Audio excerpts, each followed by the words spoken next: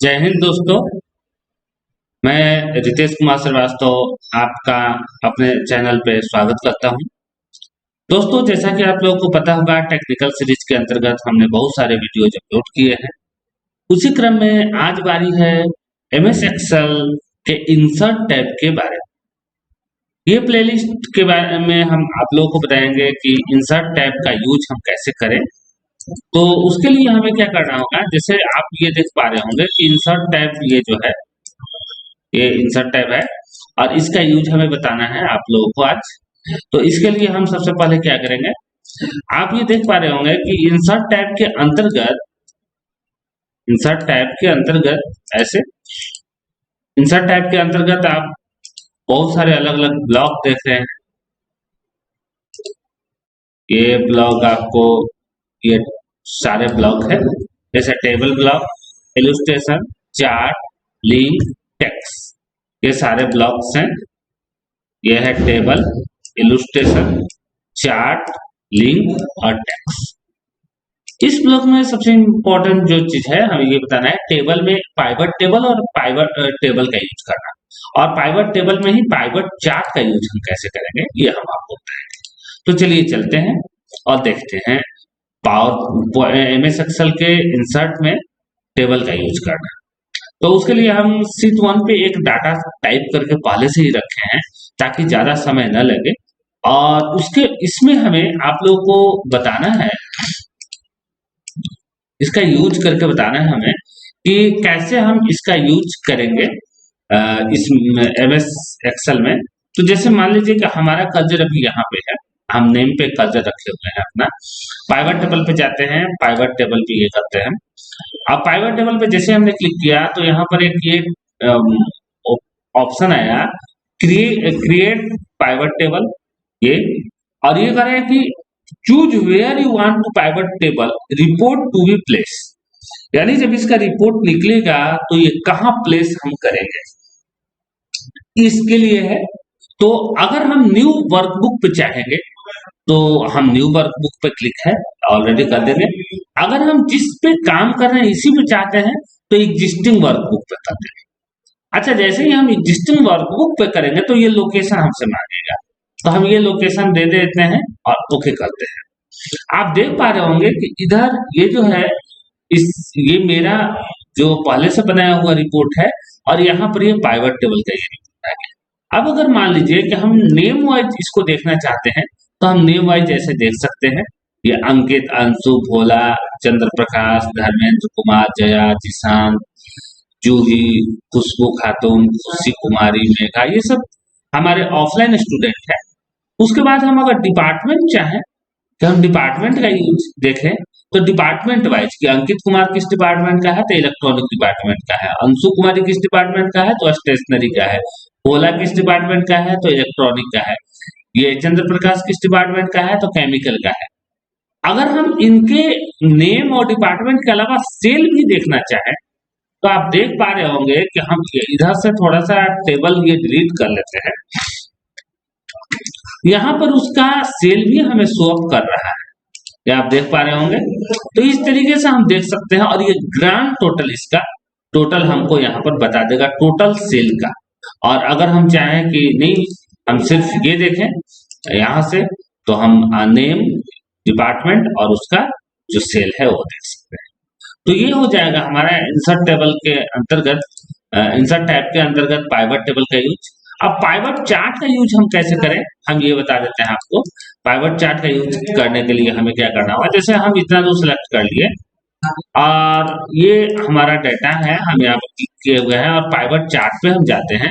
Pivot chart पे हम एक न्यू वर्कबुक पे लेना चाहते हैं, क्योंकि ये वर्कबुक पे तो हमने ये रख लिया है, ओके करेंगे तो नए वर्कबुक पे आ गया ये हमारा पूरा रिपोर्ट। और अभी आप देख पा रहे हो कि ये स्थान खाली है, यानी कि रिपोर्ट के लिए है।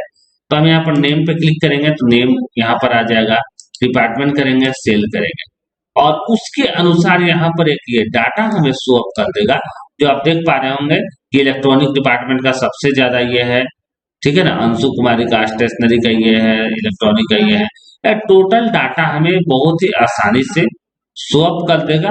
आप ये देख पा रहे हैं, डाटा को बड़ा करके यहाँ से भी देख सकते हैं ऐसे, ठीक है। तो इस तरीके से आप एमएस एक्सेल में इंसर्ट टैब के अंतर्गत टेबल ब्लॉक का यूज करेंगे। नेक्स्ट ऑप्शन है टेबल। मान लीजिए कि इतना दूर हमें टेबल लेना है, तो इतना दूर सेलेक्ट करके टेबल पे जाएंगे और ओके जैसे ही करेंगे तो ये टेबल का सिनेरियो टोटल हो जाएगा। हम किस प्रकार का टेबल रखना चाहते हैं हम ये रख सकते हैं। नेक्स्ट पे चलते हैं। अगला है picture, clip art, shapes, smart art.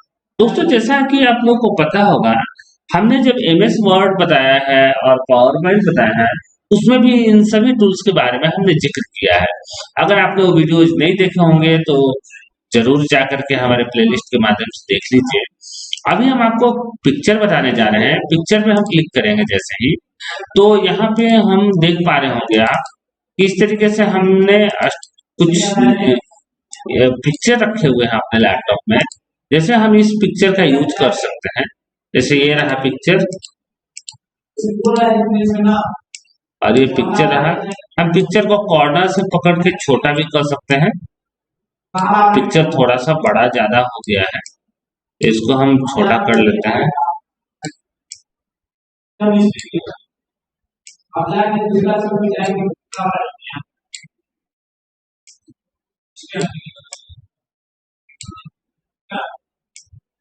Picture थोड़ा ज्यादा बड़ा हो गया है।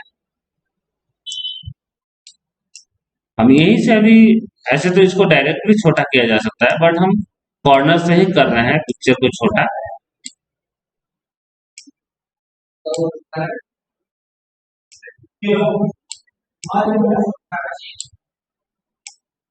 इस प्रकार से आप देख पा रहे होंगे पिक्चर लेना। क्लिप आर्ट का अगर हम यूज करना चाहें तो क्लिप आर्ट क्या होता है कि हमारे एमएस ऑफिस में ही डॉक्यूमेंट्स वगैरह, चार्ट वगैरह बना करके, पिक्चर वगैरह क्लिप आर्ट बना करके फोटो एमएस एक्सेल के द्वारा यानी एमएस ऑफिस के द्वारा रखा जाता है। उसी में से कुछ पिक्चर हम ले सकते हैं। इस पे क्लिक करेंगे, एक टेबल यहाँ पर ये खुला। यहाँ पे हम कुछ भी टाइप कर लेंगे, जैसे कंप्यूटर से संबंधित हमें चाहिए, कंप्यूटर टाइप कर लिए, ओके किए।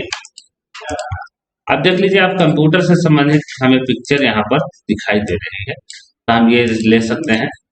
नेक्स्ट पॉइंट अगला है जो हमें करना है वह है शेप्स। जैसा शेप्स हम लेना चाहें हम शेप्स यहाँ से ले सकते हैं और शेप्स को कलर वगैरह कर सकते हैं।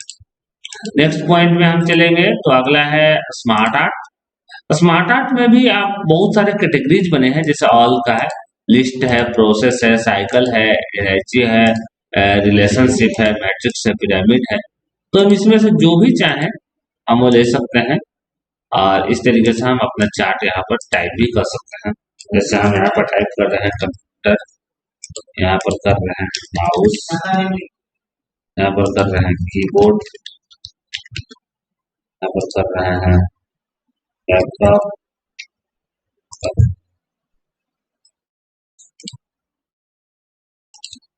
नेक्स्ट पॉइंट पे हमें चलना है, अगले पॉइंट पे हम चलेंगे। ये हमारे पास चार्ट है। चार्ट में हम फिर से वही डाटा हम रखना चाहेंगे। हम ये डाटा कॉपी कर लेते हैं पहले से जो मेरे पास है और इसको यहाँ पर पेस्ट कर देते हैं। अब इस डाटा को ही, इसी डाटा पे हमें चार्ट का देखना है। तो चार्ट में हम कोई सा भी चार्ट, एक कॉलम चार्ट, पाई चार्ट ले सकते हैं और आप देख पा रहे होंगे इस तरीके से शो अप कर रहा है। चार्ट आप कोई भी लीजिए, आपके चार्ट के कैटेगरी और चार्ट के डाटा पर निर्भर करता है इसमें से कौन सा लीजिएगा तो आपके लिए बेटर होगा।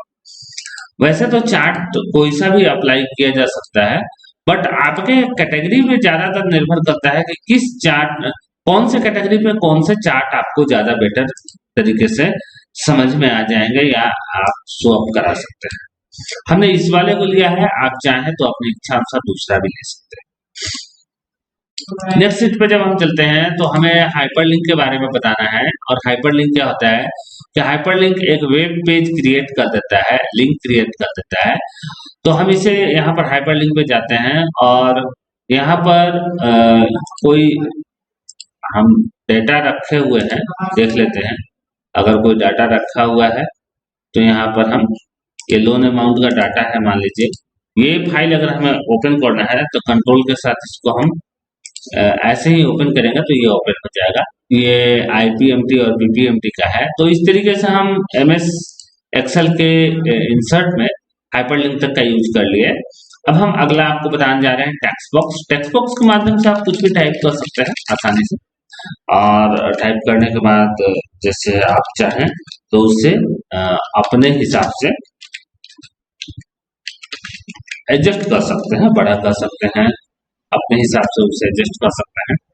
ये क्या हो जाता है कि ये जो है एक शिफ्ट वाइज आ जाता है, जिससे हमें उस पर काम करना काफी आसान हो जाता है। तो इसलिए हम इसका यूज कर ले रहे हैं। नेक्स्ट जब हम चलेंगे अगले पॉइंट पे, तो इंसर्ट में जब हम जाते हैं अगले पॉइंट पे, तो हेडर एंड फुटर। मान लीजिए यहाँ पर हमने कोई डाटा बनाया हुआ है और उसका हेडर फुटर रखना है। यहाँ पर हेडर फुटर में बहुत सारे एलिमेंट हैं जो आप रखना चाहे रख सकते हैं, जैसे page number of page, current date, current time. हमको ज्यादा सूट अभी कर रहा है करंट टाइम ही रखना। करंट टाइम यहाँ पर रख सकते हैं, हेडर है आगे। नेक्स्ट सीट पे चलते हैं। अब अगर हमें करना है वर्ड आर्ट, कोई सा भी वर्ड आर्ट लेंगे।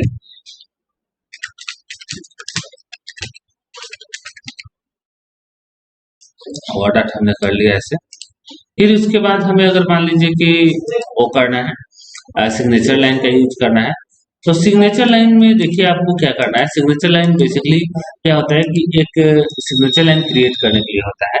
इसके पॉइंट को भी पढ़िएगा तो आपको दिखाएगा कि insert a signature line that specific an individual who must sign inserting a digital signature required that you obtain to a digital ID as one of a certified Microsoft partner. एक तो है कि यहाँ पर डिजिटल सिग्नेचर आप add कर सकते हैं। दूसरा है कि आप यहाँ पर अगर चाहें कि अपना सिग्नेचर ऐसे ऐड करें नॉर्मली, तो यहाँ पर ओके करेंगे। सिग्नेचर को साइन करने वाला सजेस्टेड कौन है, तो मान लीजिए हम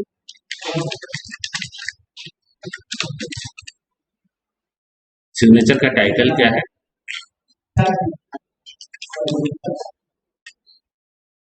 और ईमेल आईडी क्या है।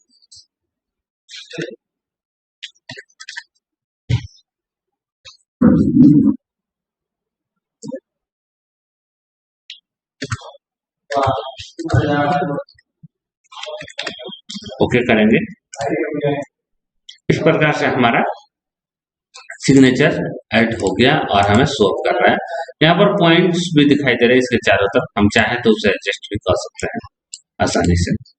नेक्स्ट पॉइंट है ऑब्जेक्ट। यहाँ से ऑब्जेक्ट के माध्यम से जैसे मान लीजिए कि हमें कोई काम एमएस वर्ड में करना है और वो यहाँ पर हमें अवेलेबल नहीं हो पाएगा, चाहे पेंट में करना है तो हम पेंट ओपन कर लेंगे और पेंट में जाकर के हम उस कार्य को कर लेंगे आसानी से। करने के बाद हमें क्या करना होगा कि जैसे हमें यहाँ पर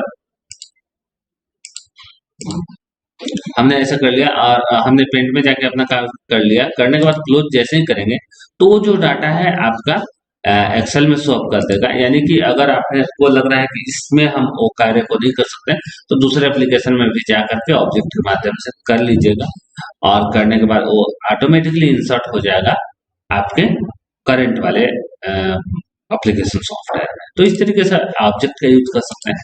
सिंबल अगर आपको लेना है तो यहाँ पर सिंबल ले सकते हैं, जैसा सिंबल आपको अच्छा लगेगा वैसा सिंबल आपको उचित लगेगा वो ले सकते हैं, और सिंबल लेने के बाद आप इसको इंसर्ट करके ओके कर सकते हैं। इस तरीके से हमारा सिंबल यहाँ पे शो अप कर गया। तो दोस्तों मैंने आपको आज बताया इंसर्ट टैब के बारे में। इंसर्ट टैब में आपको एमएस एक्सेल में टेबल, इलस्ट्रेशन, चार्ट, लिंक और टेक्स्ट के बारे में बताया। ये जानकारी आपको कैसी लगी जरूर बताइएगा। अगर हमारी दी हुई जानकारी आपको अच्छी लगती है तो उसे लाइक कीजिए, कमेंट कीजिए, अपने अन्य मित्रों के साथ शेयर कीजिए। हम और भी प्रयास करेंगे कि और अच्छी से अच्छी जानकारी आपको अपने चैनल के माध्यम से शो अप करें और आपको एक नई जानकारी हम दें, जिससे आपका ज्ञानवर्धन हो और आपके ज्ञान में इजाफा आए। वीडियो देखने के लिए धन्यवाद।